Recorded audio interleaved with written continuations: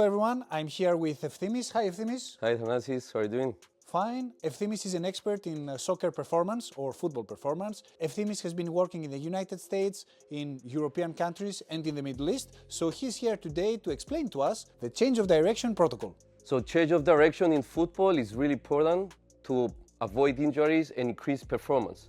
We know that change of direction tests change completely from the traditional way to more contemporary way. So personally, I haven't been using any test of change of direction with time because I find it waste of my time. And we know that time is money and we don't want to spend it on things that don't make sense. So today I'm gonna show you a testing protocol with the Kinvent equipment that makes sense for me as professional and helps me prescribe training to my players in order to avoid injuries and increase performance. So having just a time in a change of direction test, we don't know exactly where the player lacks of maybe strength, power, or even range of motion. So I developed a testing protocol where we test everything. The protocol consists of three main areas: the mobility, range of motion, where we test internal and external rotation of the hips. Then we test strength with the groin squeeze and adductor squeeze in order to see if there are any imbalances between the two sides. And then we move on the power testing, where we do a skater jump, counter movement jump with a side jump, and a change of direction test. Everything on a 3D force place, where we're gonna get force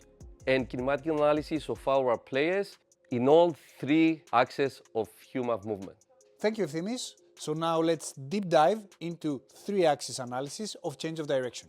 Efthymios, we have here the move, the range of motion sensor. How should we use it? I mean, for the change of direction, I think it's really important to test the hip mobility and the range of motion. We are going to install the move on your tibia and you are going to perform an internal and then external range of motion, and we will get everything in the app. Here we have installed the move on the tibia of Efthymios in the middle section of the tibia. Efthymios is now going to perform an active range of motion movement of his internal rotation. We are going to start with the left side. We are going to do one repetition. You are going to have 10 seconds to get to the max position. You can start whenever you want.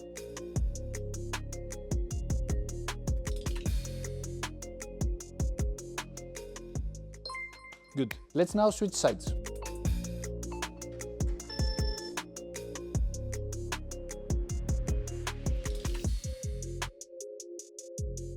Great. And here we see that Efthymios has 0.5% asymmetry between left and right. Now let's test Efthymios' external rotation. Ready? Ready? Go.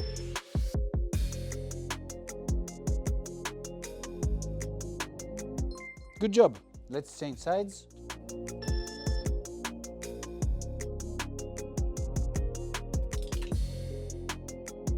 You have actually a bigger range of motion than average people. Good for you. Now, Efthymios, what do you want to measure? So next, we need to measure groin strength. How can we do that? We will use the K push. Do you have a squat rack? Yep. Okay, let's use the squat rack. We will use 2 K push to test on the same time left and right. Okay, we are going to install the push on the squat rack like this. Ready, Efthymios? Ready. You will squeeze as much as you can when I say so.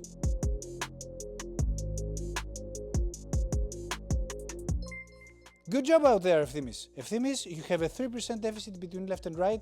Great job. So Efthymios, what's next? So next is power. We have three tests, functional tests like skater jump. Skater jump is a good test to test our players' ability to move from one side to the other side. So next is the counter movement jump with a side jump. So a common test that we all do. So we're combining the vertical and the horizontal testing. Then before going to the last test, which is the actual change of direction.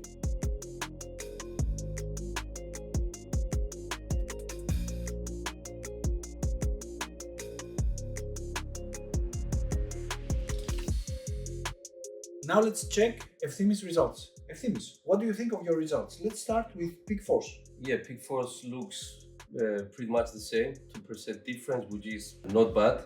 Peak force Y is the maximum force that the person will generate to the axis that they're gonna go. Now let's check your speed. Yeah, which is really important on this test, because what we want to test is how fast the player is pushing off the ground. And here you see that there is a very small difference between left and right, 2.9 meters per second and 2.8.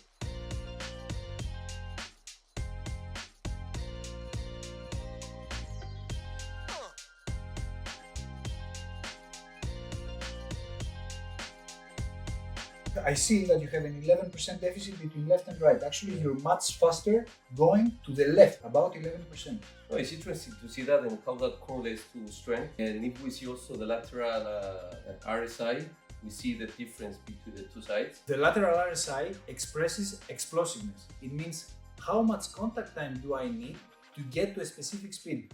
The bigger the RSI, the bigger the speed and the smaller the contact time. Let's check the kinematics now.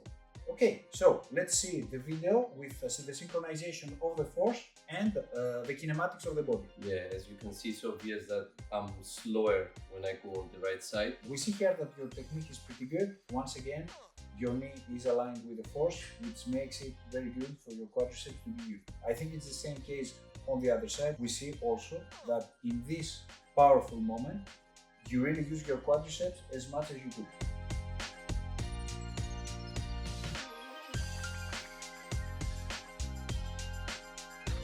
So if we go to the actual change of direction, we see how things correlate to each other. But we can see that when we go to the left side, I apply more force than when I go to the right side. That's right, and this is what we saw also in the previous test. Now let's check your exit speed. We also have a very big difference between left and right of about 13%. That was the case also in the other movement. So maybe we can say we can do one or the other test if we find that we have similar results, if we don't have the time. And again, if we go to the lateral RSI, we see that the left side is higher, faster than the right side with 50% difference. That is a pretty big one. Let's see your kinematics. Yeah, it would be interesting to see how that correlates with the kinematics. We see Efthymios coming, he steps on, and then he goes. Here, what I see on my side, as a biomechanist, you start the movement pretty well, so we see very well that the force is aligned with your center of mass, your body has taken the right position, so you are going for it. But then, in the next frame, we see that your knee starts going inwards. Yeah. Okay. Yeah. That means that you won't use your quadriceps as much as you could. Yeah. Okay. And maybe there is an external torque onto your ACL. Then you continue the movement, and then you're gone. When you go to your left side, there is still a small angle. Okay. So maybe, my friend, you need to work on that. Yeah, I think it's pretty obvious, and this is something you don't get when you do change of direction with just time. So this is really important information to have. And this is where we talk about performance. So the lateral exit RSI could be a very good factor to follow up with performance, right? What else? Yeah, for sure. And the other thing we can see from here is the kinematics and how we can avoid some injuries that we can get from this, like ACL injuries. The injury rate of ACL is going high. It's like 150% increase the last 10 years. Wow, that's huge. Yeah, it's huge. Let's try to find the right tools to try to prevent those. Efthymi, thanks a lot for this video. My pleasure. And you guys, what are your thoughts on change of direction? Let us know what you think.